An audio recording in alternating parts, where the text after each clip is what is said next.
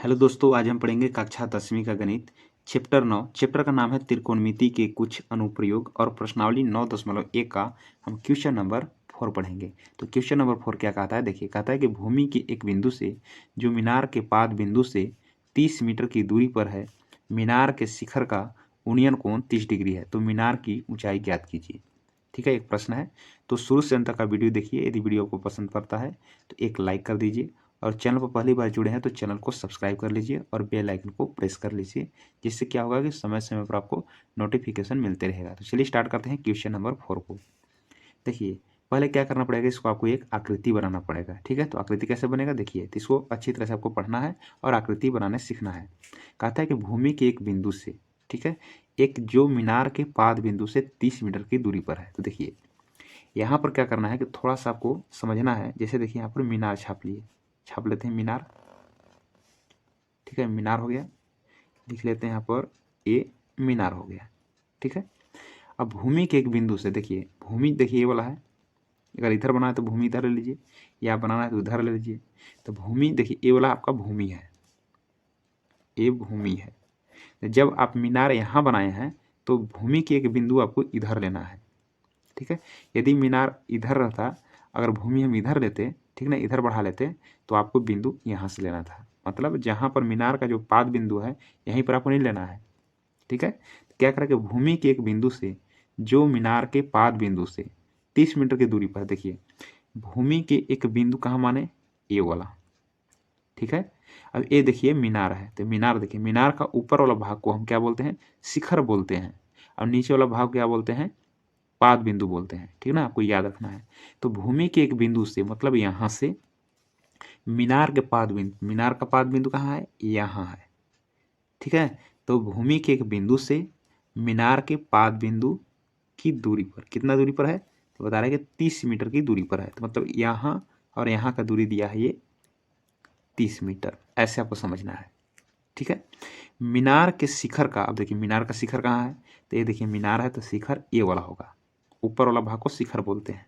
तो मीनार का शिखर यहाँ पर है, का उन्नयन कोण 30 डिग्री है। देखिए उन्नयन कोण कैसे बनता है, उन्नयन कोण, कोई देखिए यहाँ पर लड़का खड़ा है या कोई खड़ा है, जब नीचे से जब ऊपर देखता है ना शिखर पर, तो उन्नयन कोण बन रहा है। मतलब इस बिंदु से क्या कर रहा है कि मीनार के शिखर पर देख रहा है, मतलब यहाँ पर देख रहा है ऐसे। ठीक है, तो इसको बोलते हैं हम दृष्टि रेखा। जैसे कि यहाँ पर कोई लड़का है और यहाँ से जब ऊपर देख रहा है शिखर पर, ऊपर देख रहा है शिखर पर, तो इसको बोलते हैं दृष्टि रेखा। और जब आँख के सामने वाला जो होता है लाइन, ठीक है, जो दिख रहा है आँख के सामने जो देख रहा है, इसको बोलते हैं क्षैतिज स्तर। ठीक है ना, तो यहाँ से जब देखा तो मीनार के शिखर पर देखा।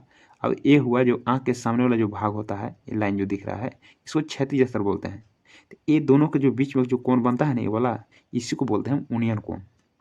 ठीक है, तो मीनार के शिखर का उन्नयन कोण, मतलब यहाँ से मीनार के शिखर पर देखा, और ये होएगा क्षैतिज स्तर। तो ये दोनों के बीच में कोण बना ना, ये कितना बना जी, तो 30 डिग्री बना। तो यहाँ पे लिख लेंगे हम 30 डिग्री बनेगा। अगर अवनमन कोण कहेगा तो ऊपर से नीचे देखेगा, और जब उन्नयन कोण कहेगा तो नीचे से ऊपर देखेगा। तो यहाँ पर देखिए उन्नयन कोण था, इसलिए नीचे से शिखर पर देखा।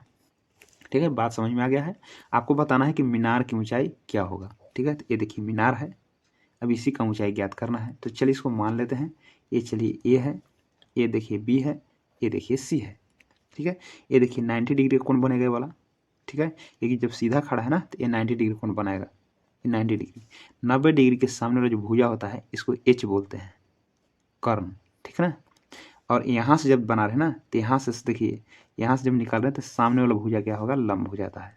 जानते हैं, इस सामने वाला भुजा लंब हो जाता है, 90 डिग्री के सामने वाला एक कर्ण हो जाता है। अब ये लंब है, एक कर्ण है, जो बच गया सो आधार हो गया, ये आधार होगा। तो तीनों भुजा का हम पहचान कर लिए कि बी सी हो गया आधार, ए सी हो गया कर्ण, और ए बी हो गया लंब। ठीक है, अब क्या करना है, यहाँ पर मान लेते हैं। ठीक है, यहाँ पर लिख लेते हैं क्वेश्चन नंबर 4। यहाँ पर मान लेते हैं कि माना कि मीनार की ऊंचाई, मीनार की ऊंचाई ऊंचाई क्या है, ए बी है, ए बी बराबर एच मीटर है। मतलब मीनार की ऊंचाई हम क्या मान लिए, एच मीटर है, यानी ए बी का मान एच हो जाएगा। ठीक है। अब क्या करते हैं कि एक भुजा दिया हुआ है BC, तो लिख लेते हैं कि BC बराबर कितना है 30 मीटर है। अब हमें निकालना क्या चीज़ है, मीनार की ऊंचाई निकालना है। देखिए कैसे निकालना है, इसमें देखिए 3 भुजा है, तीनों का जो रिलेशन होता है इसमें 6 गो अनुपात निकलता है, sine theta, cos theta, tan theta, cosec theta और सेक थीटा और एक कॉट थीटा, ठीक ना। तो इसमें से कौन बैठेगा, तो बहुत ही आसान है। देखिए पहले हम लिख लेते हैं कि देखिए एक समकोण त्रिभुज है, इस त्रिभुज में 90 डिग्री है ना, तो इसको हम समकोण त्रिभुज बोलेंगे। लिखेंगे यहाँ पर समकोण त्रिभुज ABC में, लिख लिए। इस बात करना क्या है, देखिए एक भुजा आपको दिया है जिसका मान दिया है, देखिए ये जो दिया है ना 30 मीटर मान, देखिए BC का मान 30 मीटर दिया हुआ है, तो इस भुजा को प्रयोग करना है, मतलब B का प्रयोग करना है, ठीक है, आधार का प्रयोग करना है। अब एक भुजा जिसका मान निकालना है उसका प्रयोग करना है, तो एक भुजा किसको मान निकालना है, तो AB का मान निकालना है, यही ना मीनार है, तो मीनार की ऊंचाई निकालना है, मतलब P का प्रयोग करना है और B का प्रयोग करना है। यहाँ पर H का कोई काम नहीं है, ठीक ना, H का यहाँ पर कोई काम नहीं है। कैसे समझाए, जिसका एक भुजा जिसका मान दिया रहेगा, तो देखिए ये जो है BC का मान दिया हुआ है, मतलब B का मान दिया हुआ है। अब एक भुजा निकालना है, मतलब AB निकालना है, ये दोनों का आपको प्रयोग करना है, ठीक ना। एक भुजा का मान दिया रहेगा, अब एक भुजा का मान निकालना है, उसी को आपको प्रयोग करना है, ठीक है।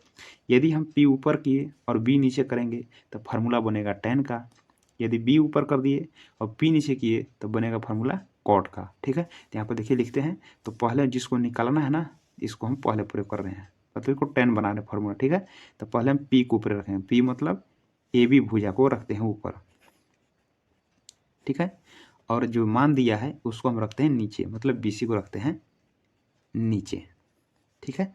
अब बराबर लिखेंगे। अब देखिए अब किसका बनेगा, AB देखिए ऊपर है और BC देखिए नीचे है, तो AB कौन सा भाग बन रहा है, P बन रहा है, तो P ऊपर हो गया, ऐसे P ऊपर हो गया, P ऊपर हो गया, और ये वाला जो है दिया हुआ है ये हो गया नीचे, तो P/B किसका बनता है, तो tan का बनता है ना। लिखेंगे यहाँ पर tan क्या डिग्री है, तो 30 डिग्री, तो लगा लेंगे यहाँ पर 30 डिग्री, ठीक है। अब क्या करें, समझाने के लिए किए हैं, इसको आप काट सकते हैं, ठीक है। चलिए AB का मान कितना है, AB का मान क्या माने हैं, AB को हम H मान लिख लेंगे यहाँ पर H बटे BC का मान कितना है, तो 30 है, तो लिख लेंगे यहाँ पर 30 बराबर। अब tan 30 डिग्री का मान कितना होता है, तो आपको रट जाना है, ठीक है। तो tan 30 डिग्री का मान होता है 1/√3 होता है, यहाँ पर देखिए, तो tan 30 डिग्री का मान होता है 1/√3, ठीक है। तो आपको रट जाना है, ठीक है। तो 1/√3 होता है। अब क्या करेंगे, उसको तिरछा तिरछी गुना करेंगे, ठीक है। तो H गुना √3 हो जाएगा ऐसे, और 30 गुना करेंगे तो कितना हो जाएगा, 30 हो जाएगा। तो H बराबर कितना हुआ, तो 30 बटे में ये √3 हुआ, ठीक है। तो आंसर इतना नहीं दिया है, तो इसको क्या करेंगे, परिमेयकरण करेंगे। तो हर का परिमेयकरण होता है, हर कितना है, √3 है, इसको हम ऊपर लिखेंगे और नीचे भी लिखेंगे ऐसे। अब बराबर करेंगे 30 गुना √3 तो हो जाएगा 30 √3, और √3 गुना करेंगे तो हो जाएगा √9। इसके बाद क्या करेंगे कि 30 √3 और 9 का वर्गमूल, 9 का वर्गमूल हो जाएगा 3, तो 3 एकम 3, 3 10 30। मतलब क्या हुआ कि H का मान कितना आ गया, H का मान 10√3, ये मीटर आंसर हो गया। हमको तो यही निकालना था ना H का मान, इसको हम AB को H मान लिए थे, तो यही आपका मीनार है। तो क्या लिखेंगे यहाँ पर कि अतः, लिखेंगे अतः मीनार की ऊंचाई H बराबर 10√3 मीटर आंसर, ठीक है।